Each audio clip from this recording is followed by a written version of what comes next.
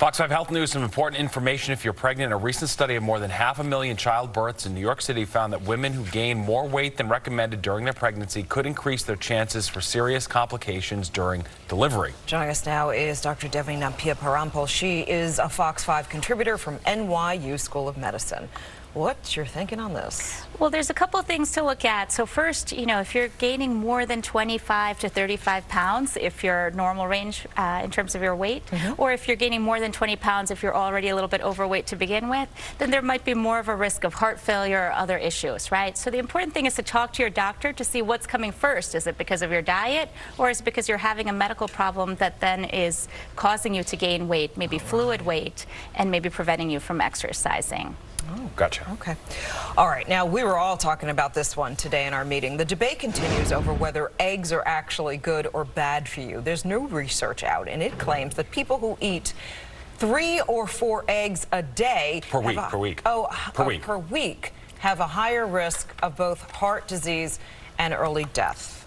Okay. So that's basically one egg breakfast on the weekend. Yeah, exactly. If you go out for brunch on Saturday or Sunday at some of these restaurants, right? I mean, it's very concerning. And at first when I saw this, I thought, oh, perhaps it's sort of the same issue going back and forth about eggs, right? But this study was really well done. So they looked at 30,000 people, and then they looked at how many of them died, which was slightly over 6,000 over the course of several years. Yeah. And they looked to see what were they doing in terms of their dietary habits and their cholesterol. So they found that if people had more than 3 to 4 eggs per week, or more than 300 milligrams of cholesterol, that actually their risk of dying went up. So their risk of heart disease went up about 6%. Their risk of dying from anything went up about 8%. Wow. So so the real thing that we care about is not what your cholesterol is when someone measures it at the lab, but really it affects your survival, right? What's the point of having a lower cholesterol number and then dying younger? Anyway, yeah, exactly. Right. So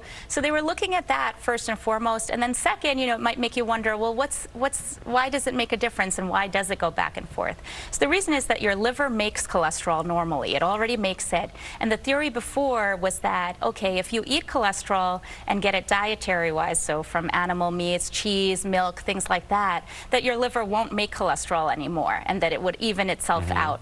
But this study seems to make it it seems to appear that even if you take things by mouth, your liver still does something, and all of it forms these cholesterol particles that can get clogged in your arteries and then contribute to heart disease. Something to be mindful of for sure. Wow. It's a satisfying breakfast, fills you up the whole thing, but maybe you got like to have eggs several times a day. Yeah, egg whites might be different. It's the yolk that's the highest part in terms of the cholesterol. Gotcha. All right, very Thank good. Dr. Devi, thank you.